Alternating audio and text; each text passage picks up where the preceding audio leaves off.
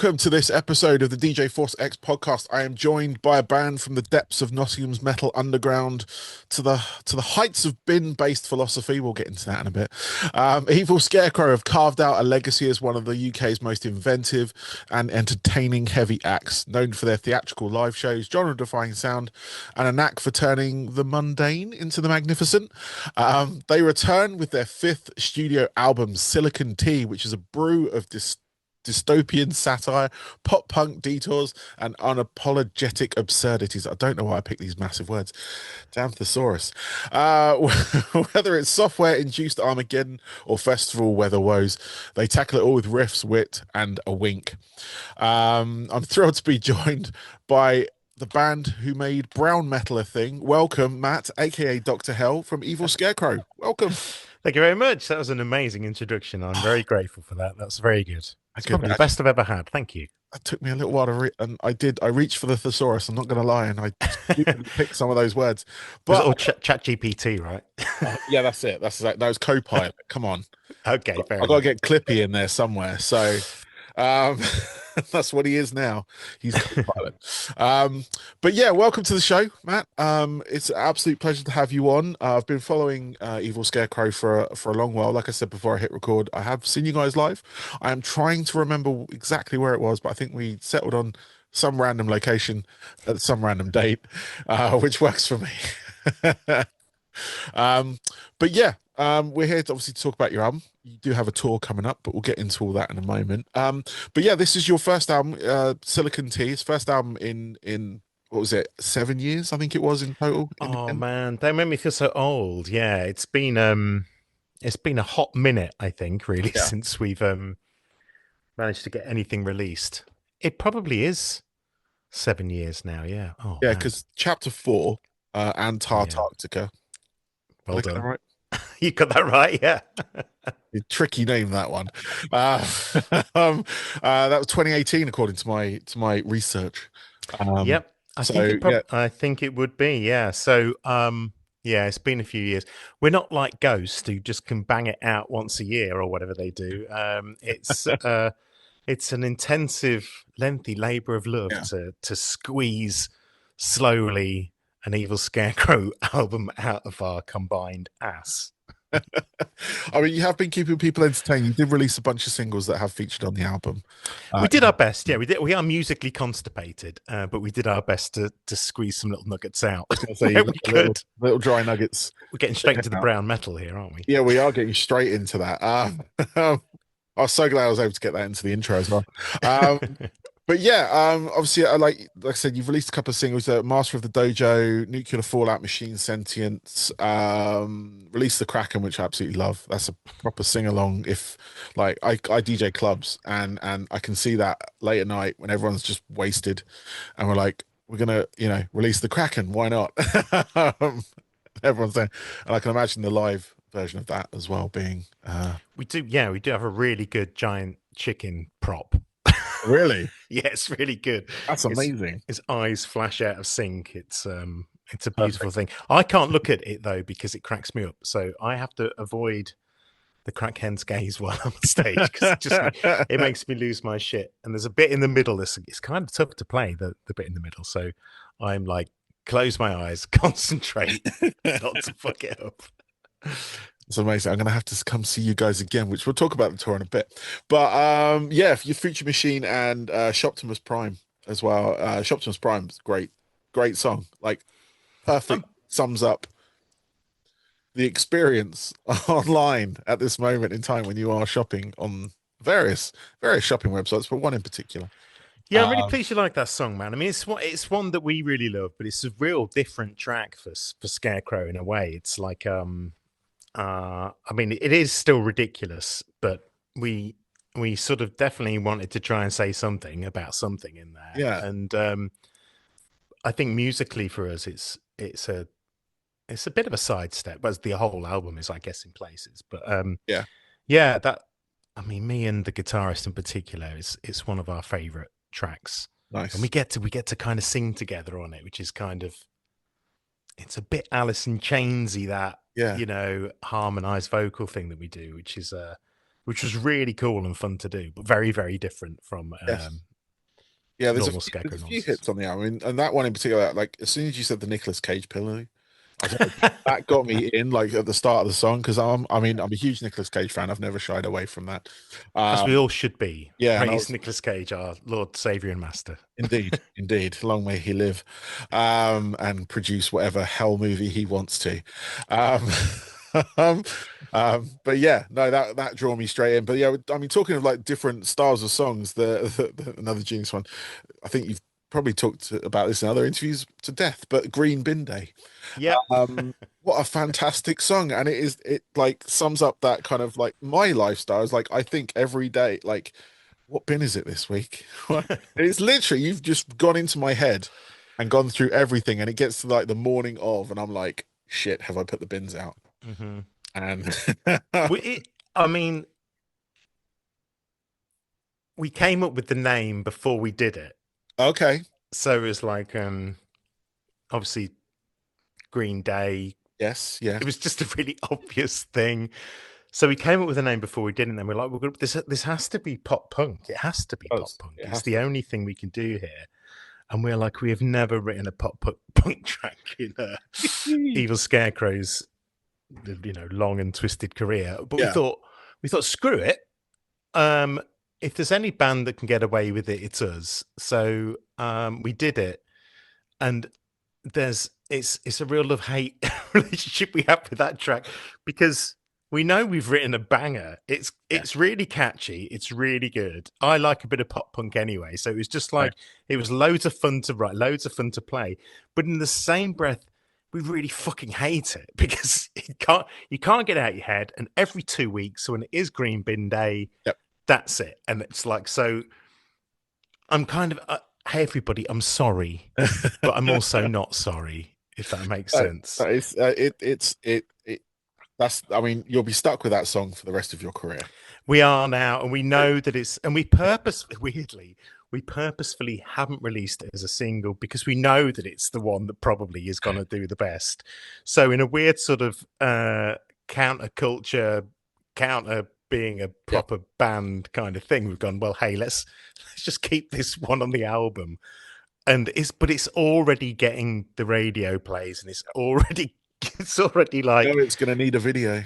where it's there, so it's already climbing Yep. um our Spotify like plays, Yes. in the artist plays. We can see it just going up, and we're like, okay, well, we knew it was going to happen. Yep. So now we're like, but we thought maybe this will flop. Maybe if we hide it away on the album, maybe maybe no one pay attention to it, and it will die a death that it might deserve. But Yeah. actually, I think it's done the opposite. So now, with the tour coming up, we're like, well, this is going to have to go in the set now, isn't it? Yes. So It will. it's a case of buying a green bin, sticking a face on it, drive that around the stage. Everything will be fine. Yeah. I mean, it's made. It's done. It made itself. Um, in that respect. But no, it's a fantastic track, and it is a complete jump from your previous sort of like material. Like you said, it's like you've never had a pop punk song on there before, and but it fits on the album. Like that's the weird crux of it as well. Obviously, being a very catchy song, but it works with the rest of the material you've put out in this album. So it doesn't feel out of place because it just seems to, I don't know, it just seems to go into the rest of the album. Like you've kind of, I think you've married it really well with the tracks either side of it, which was that Shoptimus Prime track, which we talked about a moment ago, and Master of the Dojo, which is also out. Yeah, we thought, well, at least let's put a song people are going to recognize after it, because Yeah. Master of the Dojo's been out for a very long time. So, like, Yes. if people have sat there and listened through it and gone, what was that? At least then it's like, boom, something Yes. and something Yeah. that's a bit more in our sort of in our lane. So Yeah. I always enjoy like ordering the songs for an album. I mean, I guess there's a whole generation out there that don't listen to albums so much; they just listen Yeah. to music, don't they? Like in new generations. But I'm of a generation, where we buy vinyl and the track listing matters, man. Got a side A and a side B, and this is our first ever release on vinyl as well. So we Yeah. really wanted to think about those those two sides. I'd always have a favorite side of an album, you know. So it's really cool for us to actually get, especially as an old bastard, to actually have some actual vinyl that we've made is I'm a I'm bit of I'm there with you with bit the of a vinyl. dream. These things are real. This is not a fancy backdrop. These are real turntables. I didn't buy them for the pitch No, either. nice. They are a set of 12 tens, I should say. And I've had them since I was 21, Beautiful. and they still work. And they're Wow. beautiful. 5 years. You've had them for 5 years. That's amazing. I know. This is just fake silvering and everything, and people love this. It's just for in time for Christmas, getting my Christmas beard on. Um, but yeah, no, I've got stacks of vinyl around me at the moment, and I love that physical products. And I was surprised, like when I saw your Kickstarter for this as well, which was not surprised that it reached its goal, but like the fact that I'd read you hadn't had vinyl before. You had obviously other physical products, and you weren't sure how it was going to go. Instead of like pre sort of like emptying, buying physical product, and then potentially people not buying it or whatever. You've obviously set it free through the Kickstarter, and that exceeded the goal quite convincingly from what I saw. How's that? Yeah, we were really yeah, we were really happy with that. We set the goal at a point that's like, well, this is what we need to actually get the vinyl and CDs made. So it was a very realistic production cost for us.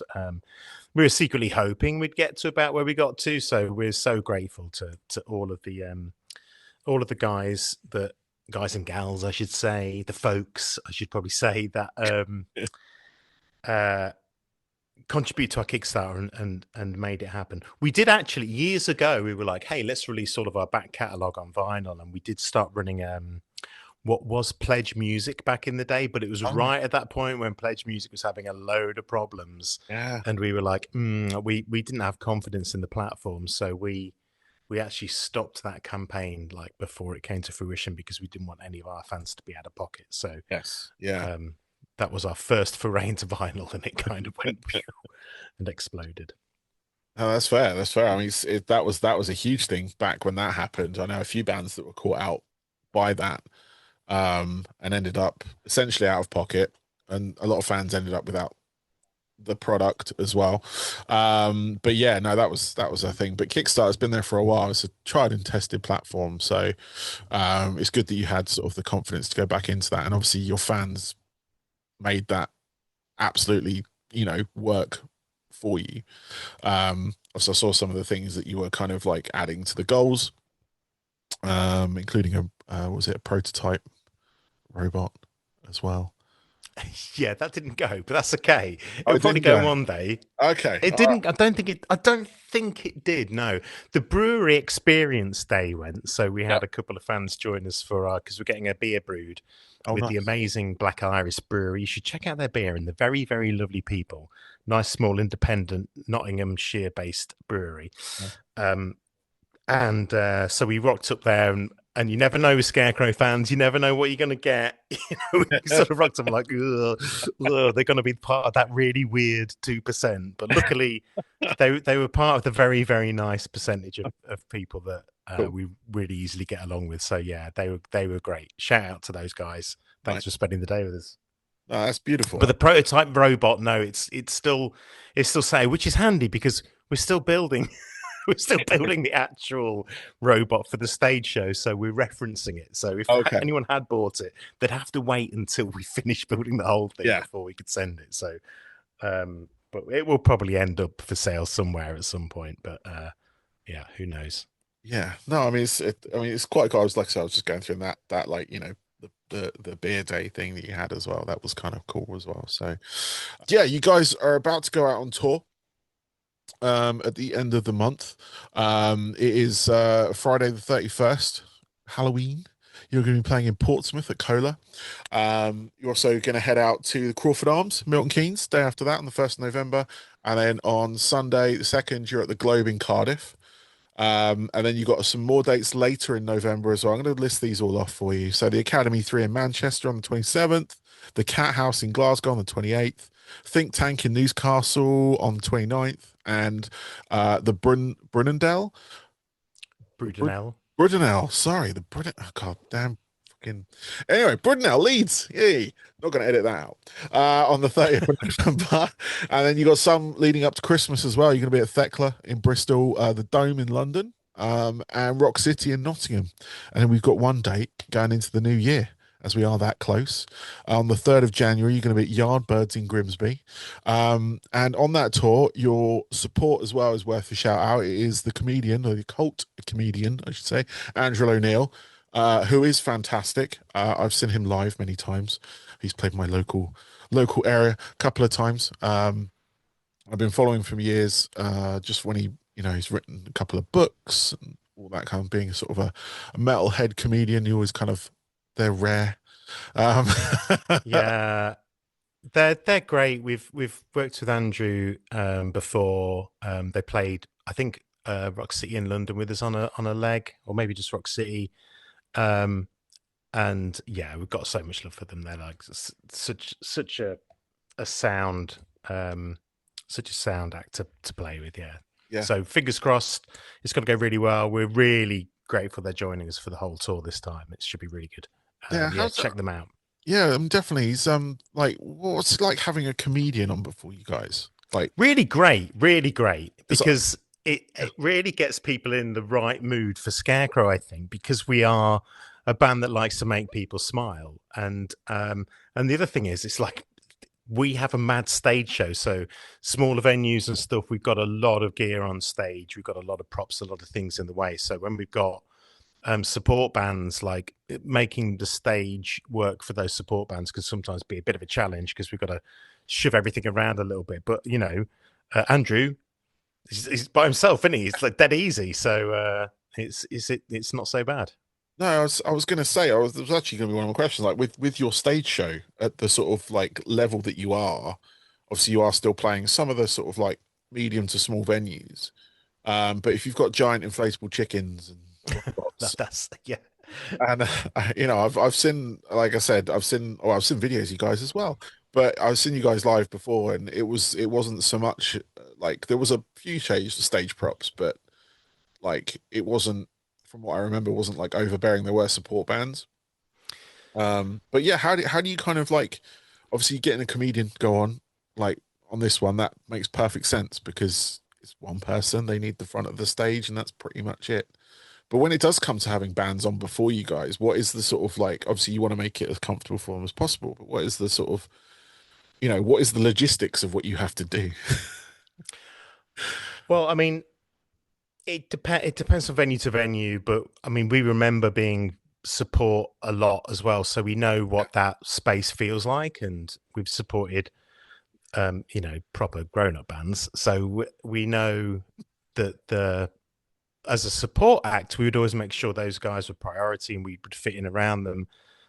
The other way round, we just feel the same in that respect. So we want to make sure that we give them the best experience we can, and we will always gear share if it's necessary, and we always try and make sure they've got everything they need. So it's fine. We'll always make it work, but we remember that space really well. Sometimes we still are in that space. So we just, I think somebody said to us really early in our career, I think it might have been Andy Copping, actually. I think it might have been Andy Copping talking to our manager Jen. And Jen said, what's the one piece of advice that you'd give us? And he said, just be nice to everybody, so that on your way up, they remember you, and when you're on your way down, that makes life easy for you. And Yes. I think we would have done that without that advice, but it was really good hearing like an industry guy like Andy Copping solidify that philosophy in Scarecrow really early doors. So wherever we go, we always just try and be nice and happy and generous with everything that we can do. Yeah, no doubt. I mean, there's a lot of bands that could learn from that. I'm not going to lie.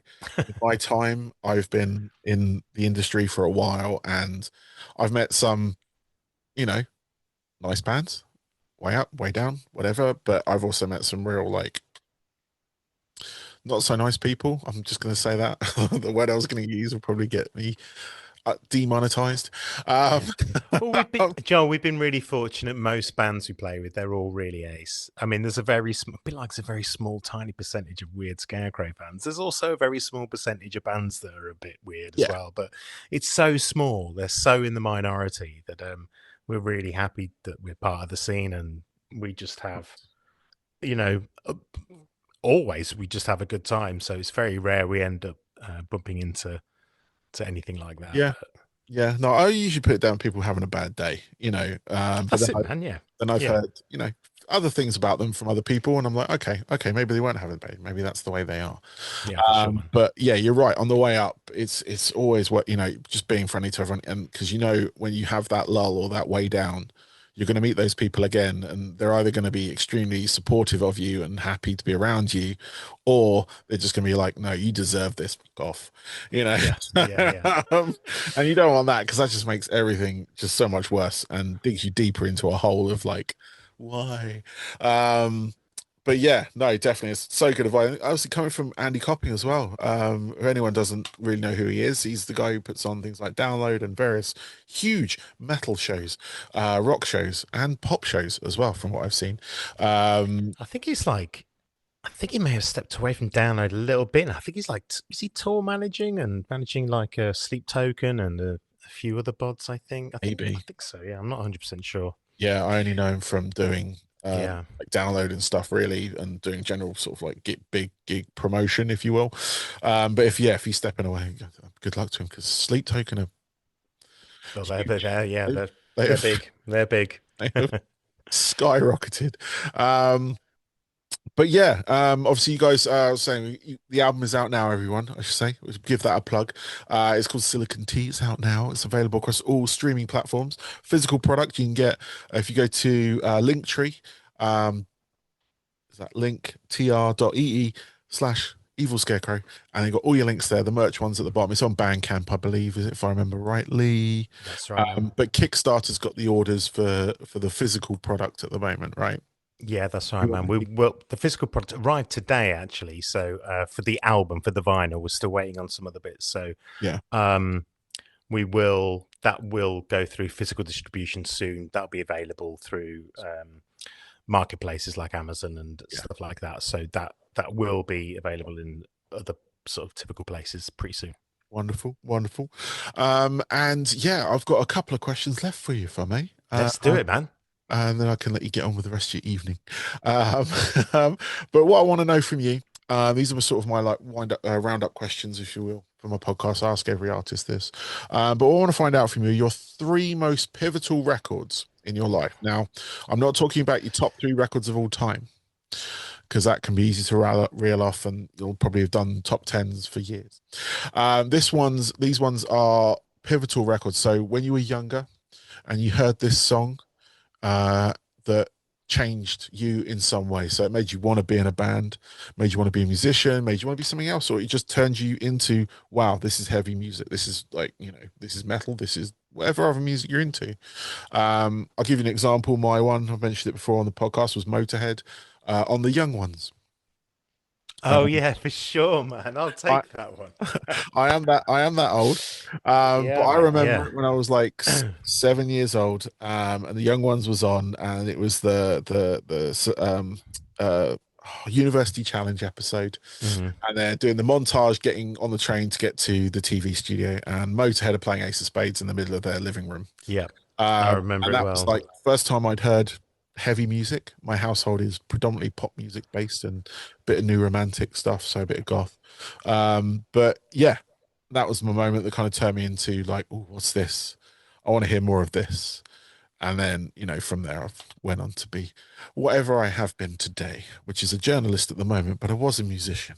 Um, you live long enough to become something.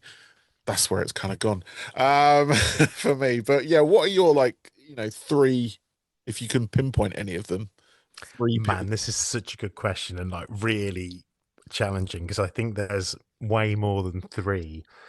I'll tell you the first one because that one's quite easy for me, I think, and it's "Slippery When Wet" by Bon Jovi. Okay, yeah, And for me, like I've got an older brother, and he listened to some rock music, and then he sort of fell out with his friend who was also doing, and then he moved on to listen to, I don't know, some crap like the Beautiful South, and he gave me all of his stuff. Yeah. There's like a load of like pirated cassettes with Motley Crue and all this other stuff on, and it was vinyl edition of Slippery When Wet by Bon Jovi, and it blew my brain. I'm like, what is this? Yeah. This is just incredible. And that kind of took me on a journey trying to find heavier and heavier stuff. I think there was another real pivotal thing, because I remember playing it to death, Mm. and it's when I used to record. It was either Headbangers Ball or Raw Power or something like that. Yep. For all the kids out there, we used to have TV shows that released heavy metal music, and they were on stupidly late at night. So as teenagers, we had to tape them and then watch them the next day. Yep. Um, Timer on so the recorder. yeah, and there was it was Holy Wars by Megadeth. Yep. And I just, I just watched that track over and over. Just watched the video for it over and over. I'm like, holy wars, this is good. I would say to myself, and that's definitely up there. Then after that, I think it gets a little fuzzier for me. Okay. I mean, yeah. After that, I there's so many linchpin moments, but they're the two big ones. I mean, again, another episode of Headbangers Ball had 9 Inch Nails on it, Head Like a Hole, followed by I think it was Enter Sandman when that came out. And Yeah. and that was one of my gateways into Metallica. Actually, I was a little bit late finding Metallica. But for me, I'm like, holy crap, who are these guys? This is just awesome. So that's how we sort of discovered new music back then, and and what your friends might play you. Oh, sorry, knocking the thing there. Actually, I'm gonna give one of my friends credit here for helping me along my heavy metal journey, and that's my good friend Matt Gilmartin. I've known him for years. He's still a good friend of mine, and he lent me Iron Maiden's Seventh Son of a Seventh Son on cassette. And I remember playing that through my Walkman, and I thought it was a piece of shit. I'm like, this is rubbish. I hate it. But I played it like 2 or 3 times, and once I got used to Bruce's vocals, I was like, actually, I'm loving the music behind this. Yeah. And then I got the songbook, and then I started learning riffs from it. So I think they were some real influences of me early doors. Nice. I'm going to throw one more in, which is Opeth. Deliverance. That album was like a bit game changing for my writing as well. It really got me down that prog road. Nice. I mean, those are some solid albums and tracks there. I mean, I can get on board with Bon Jovi, 9 Inch Nails, Metallica, yeah, Maiden, Opeth. Never been a massive Megadeth fan myself. I don't know why. Something about his voice just never really got that way, but that happens. Do you play guitar? No.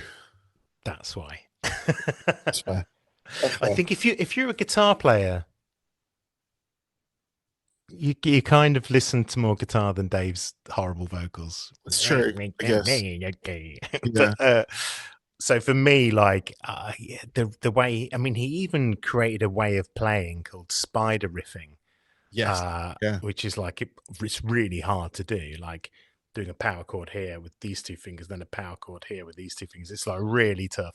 Yeah. Some of the riffs he wrote was just like, I'm gonna invent a new way of playing. Yeah. So I think for guitarists, most of the guitarists I know anyway, they're like, they would always go, oh yeah, a Megadeth over Metallica kind of thing. I definitely. I've noticed that break in in preference on there. No, I ended up picking up a bass guitar in the end in my journey of learning instruments. Anyway, I'm not going to judge you for that, man. That's okay. No. I mean, the only thing people judge me on is I was a DJ in a new metal band, so. And I did that for about 10 years and did all right. But yeah, I was still the DJ in a new metal band. You record scratching and shit. Yeah. Nice. all that. And it's cool, man. So and a lot of people, they appreciate it now. At the time I was outcast.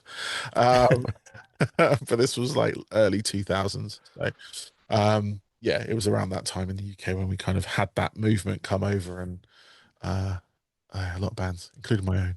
But yes, I've got one other question for you. Go on, mate. What are your hobbies away from Evil Scarecrow? So when you're not doing anything musical at all, really, what do you do outside of that? What do you do to kind of, you know, either get away from it, or is it just other stuff that you have? I love Dungeons and Dragons. Cool. Yep. Everybody who knows me knows I'm a massive nerd. I used Nice. to play when I was a teenager. Then I stepped away from it for a very long time, and I've come back to it over the last few years. So I love a bit of tabletop role playing. I love video gaming. Nice. I love movies and stuff like that. And if I think Scarecrow fans see this in our writing, you know, a lot of it's influenced by stuff from the 80s and movie soundtracks and um that, you know, if you're smart enough, you'll find loads of game references hidden away in our music as well. So yeah, mostly that. I like a nice meal out and Nice. a good pint of wine. Pint of wine. Nice. Um, but yeah, no, I mean, yeah, no shame in D&D. I got my kids into it during lockdown Nice. because well, we were getting bored, bit feverish, cabin fever, as everyone was, and I was like, you know what? Let's do some D&D. So I found one of my old books and decided to game master it, obviously. What And edition were you playing then? What? Oh, it was one of the starter ones. Like it was a relatively recent one. It's just I had it in my thing, and I thought I'd better Sure, start with sure. that rather than I've got about 10 different books. I can't remember what generations they are though. Ah, okay, okay, okay. Um, but yeah, we just started doing that, and that ate up a good couple of months, to be honest with you. Like, and the kids were really into playing it, which really surprised me. Both of them being relative teenagers, Yeah, yeah. and never really showing any sort of thing for it. But once they kind of, got into the part of like acting this thing through, they were loving it. I love that, man. Well done. Good dad. Yeah, You've earned dad points in my book. Well done, mate. very good. Thank you. That's all I needed. That's it. Goodbye, everyone. No, video games. Yep, I love video games. Big fan of video games. My whole life, I started with a ZX Spectrum. I now have, Same here, man. and I now have a Xbox Series X and a PC, but the Xbox Series X gets most of the love, to be fair. Um, and movies, I love. We already said Nick Cage earlier on. I love movies in general as well. I used to work in a video store, so I used to just sit there and watch videos. Nice. Many, many moons ago, and I've got For the kids listening, we used to have video stores where you used to have to go and, yeah, yeah, actually pick up a video in a box and yeah, then take it home and put it in another box. And then you yeah, could watch it on a shit square box. It was yeah. very boxy, our It was very generation. boxy, our generation, Yeah. and that those boxes are this. Well, no, they're not even boxes anymore. Um, It's all a load of noughts and ones now, mate. yeah, yeah. Even the TVs aren't boxes; No. they're rectangular shaped panels. Um, Yep. that's blown my mind a little bit there. Um, We are um, the box generation. Generation box. That's what it's Generation called. box, yeah, yeah. There's a song right there, actually. Yeah. Um, Keep your eyes out. yeah, Copyright Evil Scarecrow. yeah. You've done it. 2025. No one else can do it. I'll do some scratching for you though. Um, Nice. in a Get box. some guest scratching. Chaka, chaka, chaka. But Matt, thank you very much for your time. It is a pleasure. It's been a pleasure, absolutely speaking to you today. For a band that kind of like bring that like humor and originality to our ears and our eyes when you do the live show. It's fantastic. Your new album, Silicon Tears, out now, in case you didn't know. But for the people watching, it is out now. So you can go find it, stream it, purchase it online as well. They got physical products coming soon, you have merch, all that kind of good stuff. But yeah, catch them out on tour as well, starting at the end of this month on the 31st of October.